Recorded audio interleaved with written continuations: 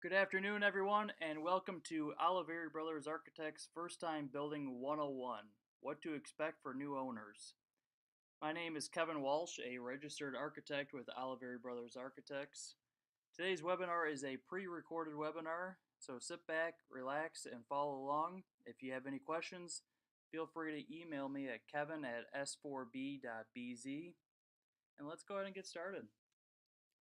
So today we'll discuss the building process from your idea for your project all the way through construction, what you should expect from your architect as the owner, and equally as important, what your architect will expect from you. Typically, construction projects, they come about because you have some kind of need. Either you're tired of leasing a building or an office space, you're outgrowing the office space that you currently have, or if you're a rec center of some sort and you need more basketball courts or pickleball courts or any kind of uh, new amenities for your customers or clients. Or you bought a great building, an older building, and needs to be renovated, needs to be brought up to code, needs updating. And I'm sure if you're listening to this webinar, some of these sound familiar. So when you start a new project, there are some questions you need to ask yourself. First of all, can we afford this? This may seem like a silly question, but have realistic expectations about what this project's going to cost. Understand that you're not going to get a skyscraper for $1 million. You may not know what construction costs are. That's where, when you talk to an architect, you'll start having that conversation. But understand that construction costs money and that you should have some realistic expectations. Maybe you start researching this ahead of time on your own. You start inquiring with contractors or anyone in the industry about what projects typically run financially. You should also know or have an idea of where you're going to build this project.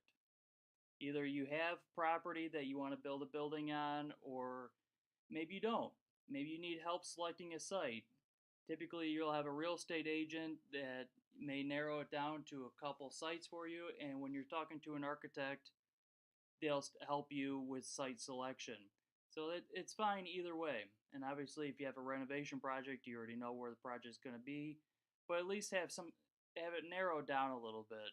Either you have the property or you're looking at a few select pieces of property. And also, going back to your need, what you need to know what you need to accomplish with this project. I need more space, or um, yeah, I need 50 offices, or I need space for 40 students, or whatever the case may be. And these initial questions, they're not too difficult to ask. So once you've figured that out, you know what you need to accomplish, you know what that you can afford it, it's time to call an architect. You're going to meet with them and you're going to explain as much information or much about the project, give them as much information as you can. And you may not have a whole lot of information at this point, but everything that you know that you need to accomplish, express all this to an architect as you meet with them. And once you do that, you're going to solicit proposals from either one architect that you have references on, that does a good job, maybe you've heard of them, or you know someone there, or you want to solicit proposals from multiple architects. Both are fine, but you're going to solicit the proposals with detail, explaining exactly what they're going to be providing to you, what services that they'll provide, and the design fees that correspond with those services. The more detailed, the better in the proposal, because you're going to want to compare them apples to apples later on. Also, request a portfolio of work samples and references. Here, the graphic, you can see this is Olivieri Brothers Architects. It's the cover of our work sample portfolio. Most architects, they should have some document that shows what projects they've done in the past as they relate to your project. A lot of them may have websites. They're online. Nowadays, I believe everyone should have a website, as so do we. But a lot of times an actual hard copy of our portfolio when you're meeting for the first time, it's good to see what they see as their select projects, their best projects, and you can see how they relate to your project. And also, at this time, as you're talking to them, if you have any special requirements, you need a lead certification, you need a lead silver building, or if you really want exposed wood beams and columns, or you need it to be precast concrete, or whatever the case may be, if you have any of those special requirements, maybe it's a special design style, now is a good time to start bringing that up because some architects may not be comfortable with certain construction types, or they may not have the qualifications for a lead project, or if there's a certain style that they're not comfortable designing and detailing and completing the construction documents for. It's good to know that up front so you don't have any issues later on down the road. And of course, you want to talk budget with them. One of the first questions I asked you to ask yourself was, can we financially afford this? Have some kind of ballpark figure that you know you can achieve. Know that I have $5 million to spend on this project, or I can obtain $5 million to do this project. Now's the time to bring that up to your architect. They should help you with those realistic expectations. They should be able to tell you or know that if you're wanting to build a skyscraper and you only have $1 million, they should be able to help you scale it back to fit with your budget. And of course, you're going to carefully review each proposal that you receive. If you're receiving from multiple architects, or if you only receive from one architect, you want to review that, read through it, see what's included, what's excluded. A lot of times, architects will exclude services, and you need to, or they may be as listed as extras. You need to know that. If there's anything that doesn't make any sense, that you don't understand, make sure you ask questions. Always ask questions if you don't understand something. But if you do understand everything and you like the way you like the services that they're going to provide, you like the fees, ask your architect to prepare a contract for you to review. It's either an AIA or an ALA contract, or if there's any kind of other specific contract that the architect typically uses. But make sure you get this contract, you review it. If you're not comfortable reviewing a contract, seek legal counsel. Typically, you're going to want an attorney that's comfortable and used to and familiar with different kinds of construction and architectural contracts. Then you're going to meet with your architect again and review your needs again. You're going to go through more detail this time. You're going to go through the budget again and any other critical items. At this time, you're going to be asked many questions that you should be prepared to answer. How many offices you're going to need? How big of offices? How about conference rooms? Do you need a conference room for 5 people or 25 people? What kind of style do you like? Do you like modern architecture? Do you like prairie style architecture? Maybe you don't know the answers to these questions, but you're still going to be asked them, and it's good to start thinking about this before you meet with your architect and know, like, hey, I need 60 people to be put in offices. I need 5 conference rooms that can hold at least 10 to 20 people, or I need a flex space, a large flex space that can handle 150 people. Those are types of things that you're going to be asked that you should start preparing for before you start meeting with them. And maybe you don't know all the answers to these. It's not a big deal. But the more information you have, the more things you thought about up front, the easier this whole process will be. At that time, you also want to request a design schedule from your architect. This will help both of you in the long run, really, because you'll want to know how long the schematic design, the initial designs of the project, how long it'll take before you can actually start seeing construction drawings, how long before we're ready to actually build the project. Now, your architect may not be able to get this down to the exact day, but it be at least a guideline, knowing that okay, I have from now in 3 weeks, we'll meet again with designs, and then from there, it's going to take another month to revise the designs or whatever the case may be. Every project's slightly different, depends on the complexity and the size of the project, and how many changes there are to the design. So it's good to actually start talking about how this schedule is going to work. That way, in 2 weeks or in a month, you haven't seen anything. You're not, getting upset asking where everything's at. You'll at least have a good guideline now. And remember, always ask questions. If something during the process doesn't make sense to you, anything that pops in your head, any questions about what different kind of styles, how many offices are typically needed for this, or how large are these typically, or anything that you don't understand or you need assistance with, always ask the questions. The more questions you get asked up front, the easier it is throughout the whole process.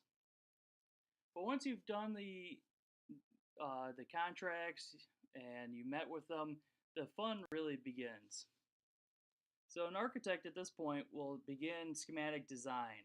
Basically, they'll start laying out the floor plan, maybe do some programming spaces, similar to what the graphic is here. This is a relationship diagram for a recreation center that we did not too long ago, showing how the fitness center and everything related with the lobby. This would be one of the first drawings that an architect usually does to kind of see how all the spaces that you need, how they're going to relate. So you'll start to see this, and they'll put together a floor plan from this and start showing basic form during this process as well. But again, it has some realistic expectation of time. Good design, it takes time to actually go through and work out some of the details.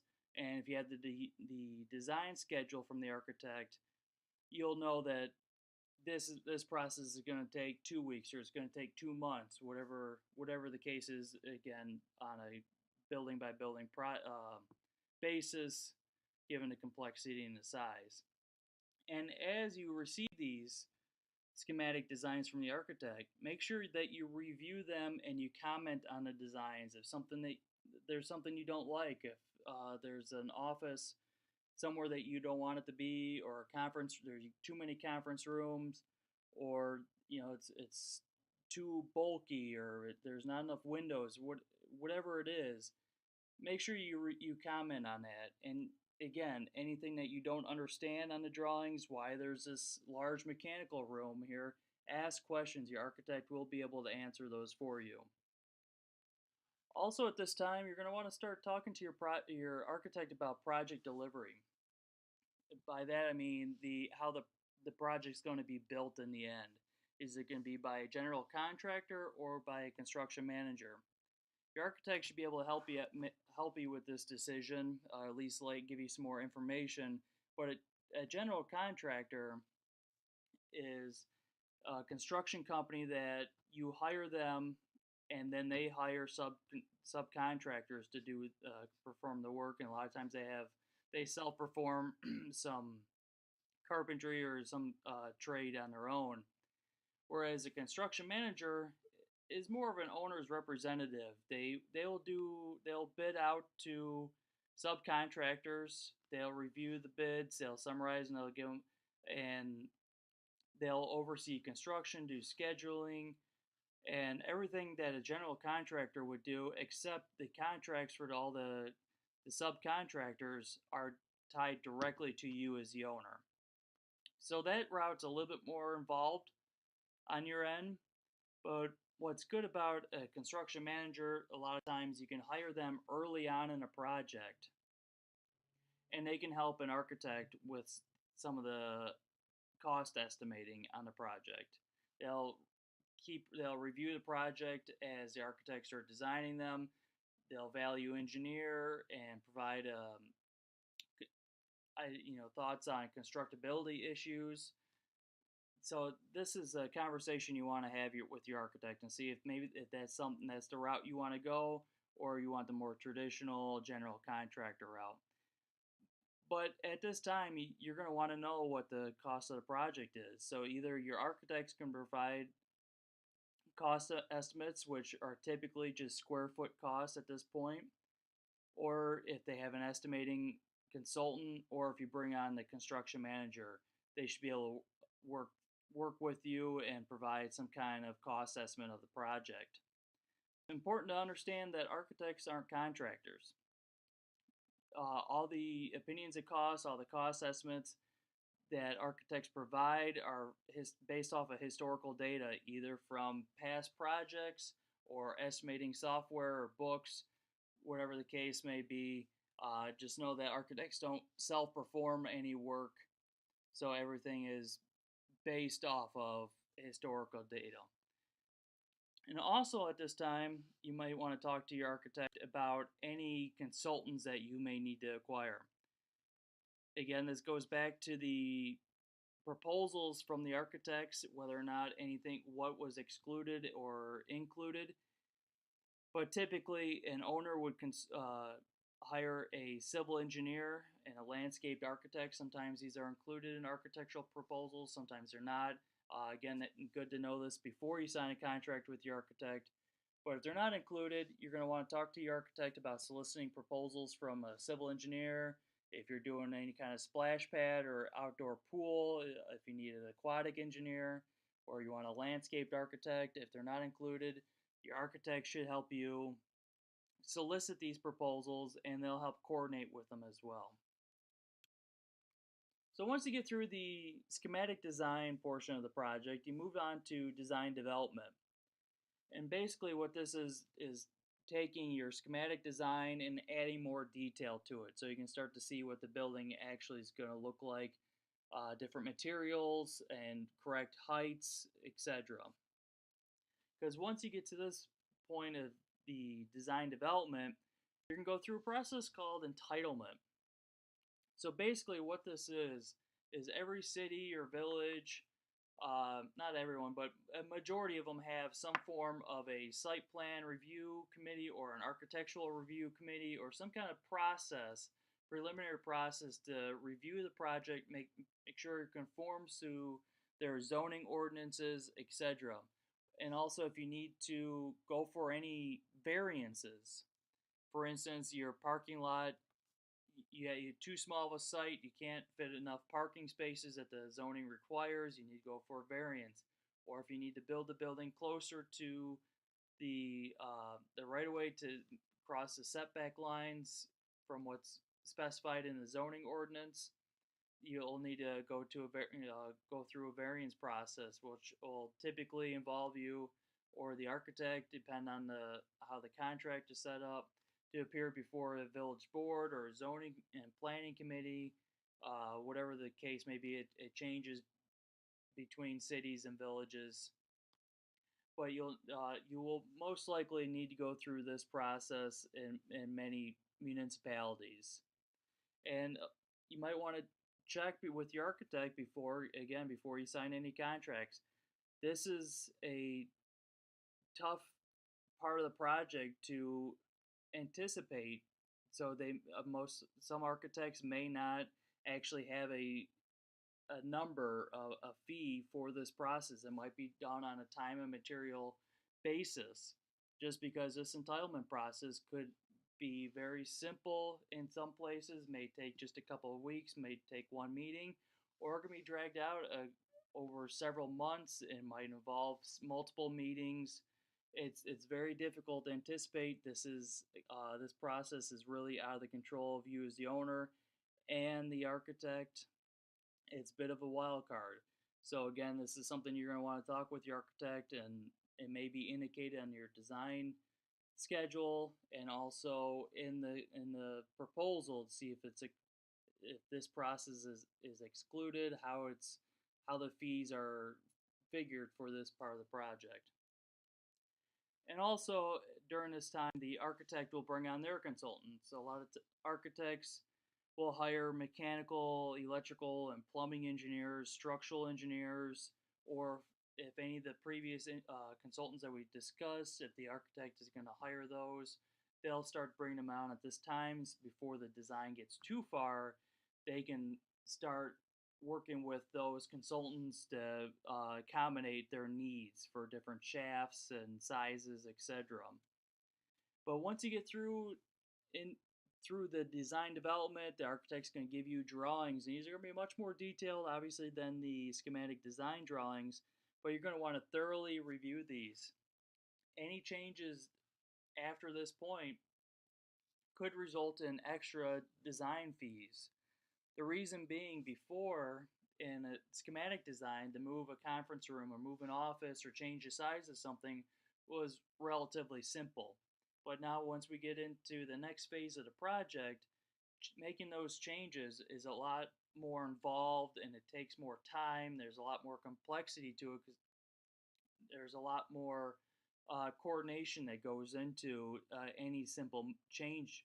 So you want to make sure you review this as thoroughly as you can and make as many comments and ask questions. You want to basically you want to nail down the whole design of the project before you move on to the next phase, with a few exceptions. I mean, different materials and stuff like that.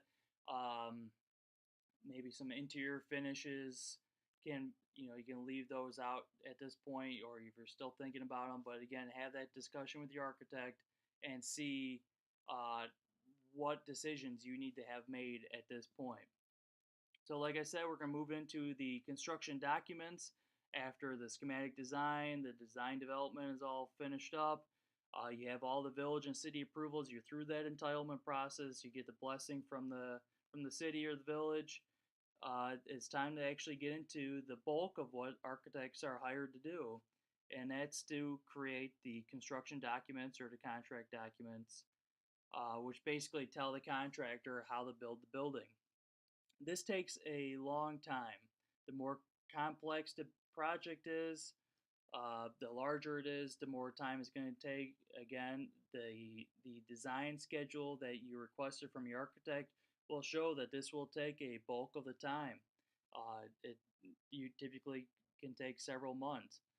The reason being not only because you're adding so much more detail, but also they're coordinating with all the consultants. The architect's doing all the architectural, the actual building, but they also have the plumbing engineer that's doing all the piping, designing all the piping for the restrooms. You got a mechanical contractor that's designing all the duct work, and it takes a lot of coordination to make sure everything fits together.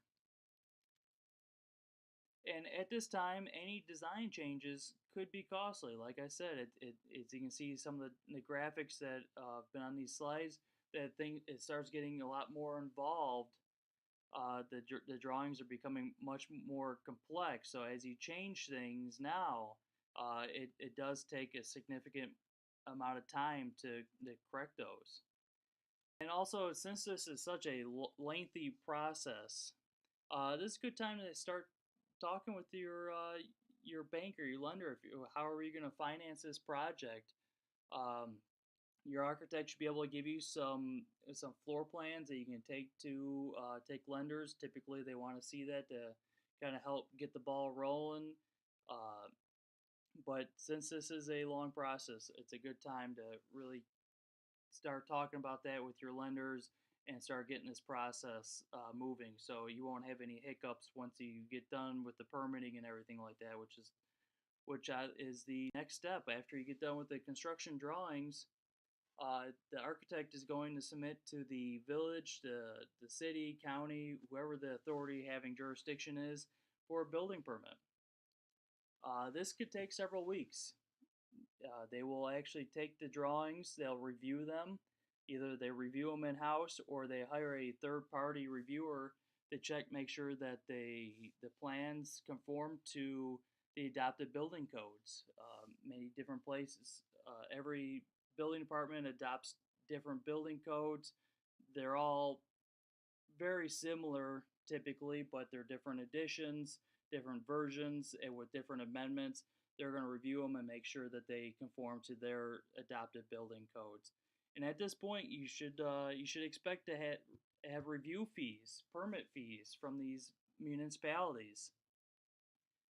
Sometimes they're listed in their ordinance exactly how much these fees are going to be, if it's a per square foot basis, or if they do hire a third party reviewer.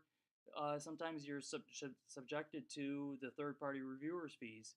It's good to talk to the building department beforehand to kind of figure out what these review fees are going to be. They should be able to give you a ballpark at least, if they can't narrow it down precisely at what these are going to be, but there will be some form of fees for the review and inspections that you're going to be needing during the construction process. So once the plans are reviewed, they're going to issue review comments. The architect will read through these, they'll respond to them, they'll revise the drawings as needed. Then they will resubmit to the village, county, city, or whatever the building department is. Typically, when all these comments are addressed and corrected on the plans, a permit is released. So now that you have a permit, now what? Well, remember when we talked about that project delivery, construction manager, or general contractor?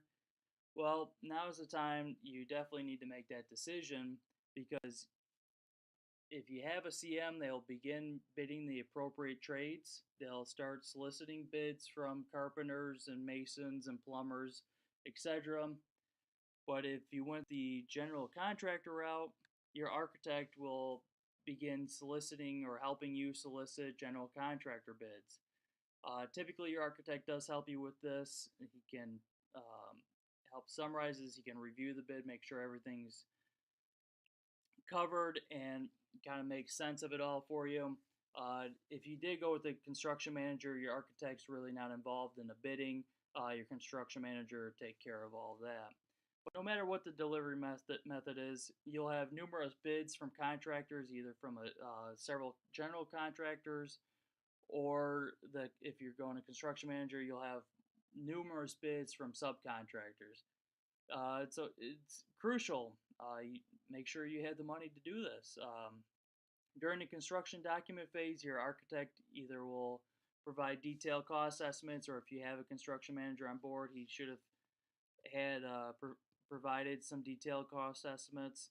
So you should have a pretty good idea of what the project's going to cost. But now that you're getting all of these bids in, these are real numbers. These are hard numbers that you can take to the bank and finalize your lending, your construction loan, or however you're financing the project. But regardless, be prepared to execute some contracts. Seek some legal counsel as needed. Again, you're going to want an attorney that's familiar with the construction process, the construction contracts. Again, just make sure that you understand what you're signing. If you're signing a general contract, you're signing one contract, or if you're signing numerous contracts, know what you're signing, and make sure that they have been reviewed and explained to you if you had any questions or you didn't understand something. But once you get through that whole process, you start construction. And once you're under construction, it's important to know what's expected of everyone. What does your architect do? What are you going to do? And what does the contractor do? Know that you're the boss. Everyone's contracted with you. The architect and the contractor are not contracted together. The architect is contracted to you, and the contractor is directed to you. So during construction, your architect is going to review the construction progress for payouts. Your contractor is going to submit payout applications, typically on a monthly basis. Then the architect will go out and review do site observations, look at the project, and verify that the construction is conforming to the design intent of the project. They're not out there to make sure everything's up to code or everything's being constructed correctly. It's basically they're there to review and make sure that everything's being conformed, the design is being conformed to. And sometimes this can take, they're out there once a week, or they're out there on a monthly basis, or they're out there as requested basis.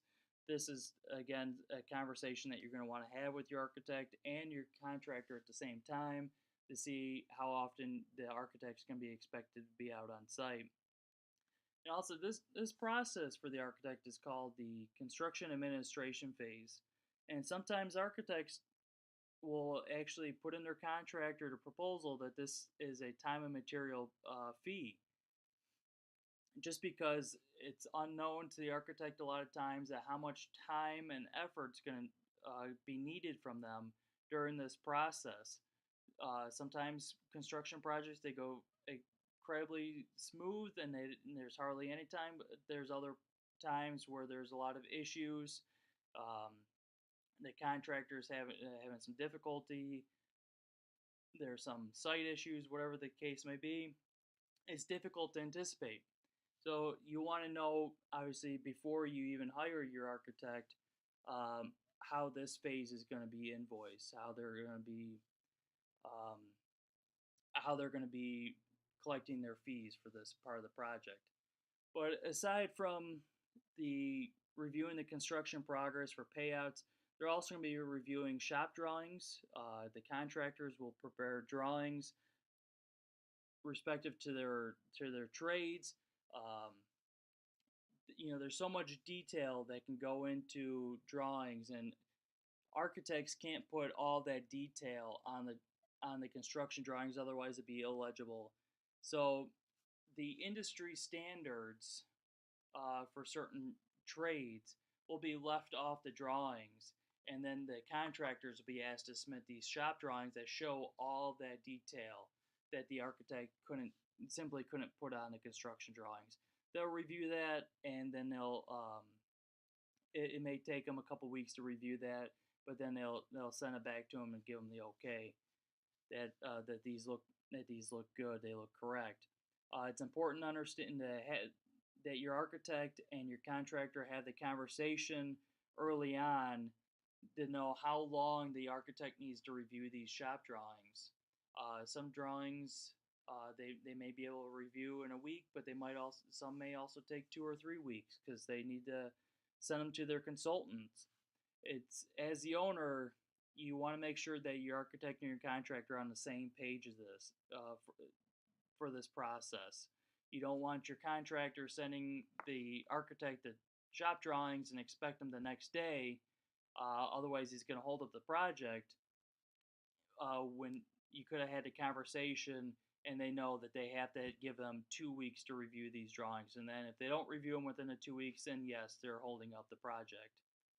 Uh, with shop drawings, there's submittals. These may be floor finishes, um, or different light fixtures, whatever. There's many submittals and shop drawings that will be submitted to your architect that they'll review. Also, when a contractor doesn't understand something, they'll submit a request for information or an RFI. Your architect will review this. They'll respond again within the allotted time frame that they agreed on previously.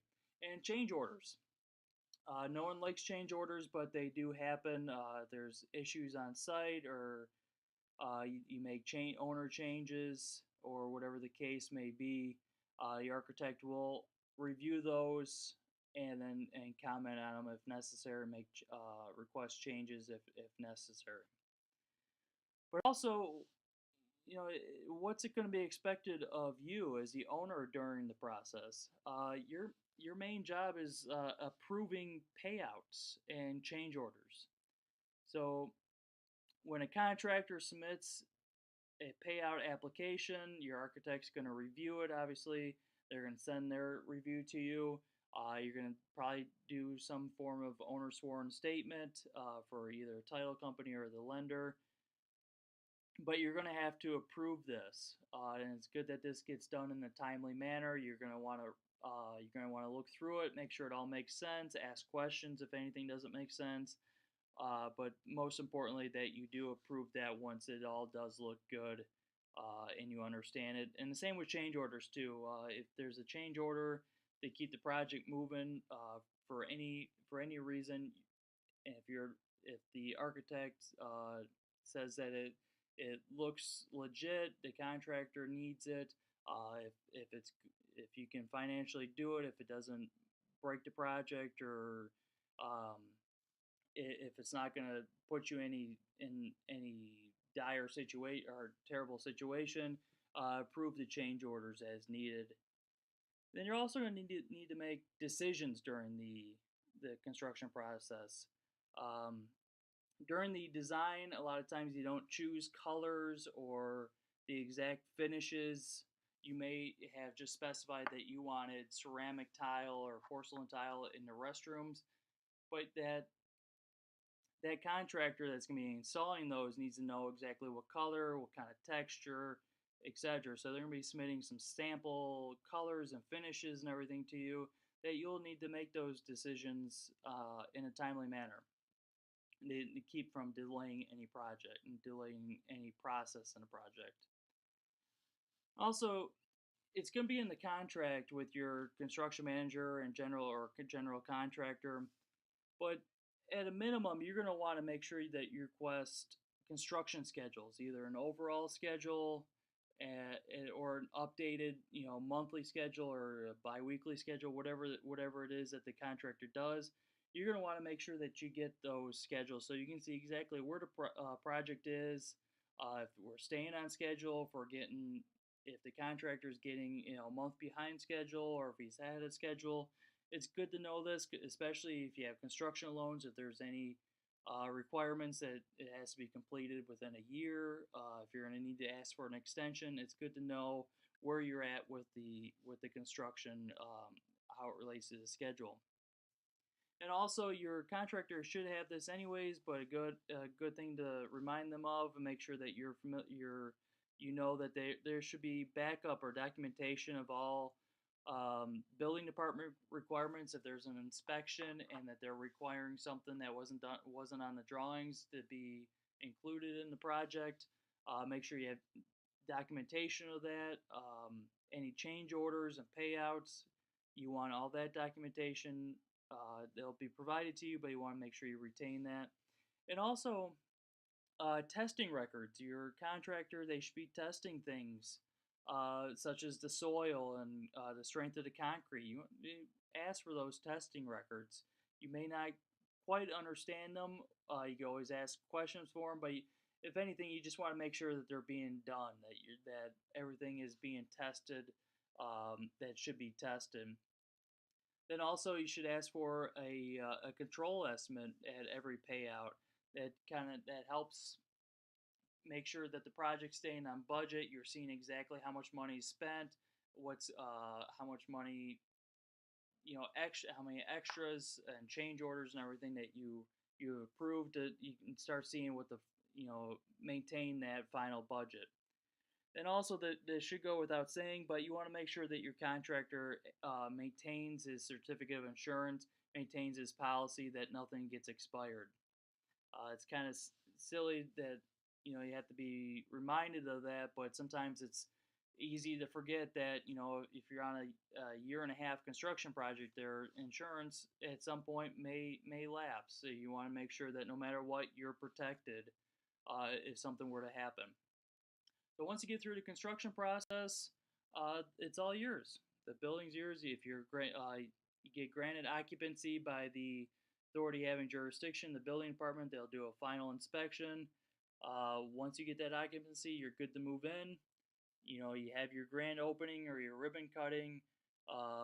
If maybe you don't want any of those, but a lot of people do those things. But from your contractor, though, you should receive it, for lack of a better term, an owner's manual. It'd be all the warranties and the maintenance and operation manuals for all the equipment that was installed in your project. You want to make sure that you have this, you maintain this record, you have these records. You should receive NFPA 25 if you have a sprinkler system. There's a lot of things that you want to make sure that you receive from your contractor once the project is finished. And it's also crucial to maintain the building. A lot of times, if it's a larger building, you have a building engineer or a property manager that'll help you with this.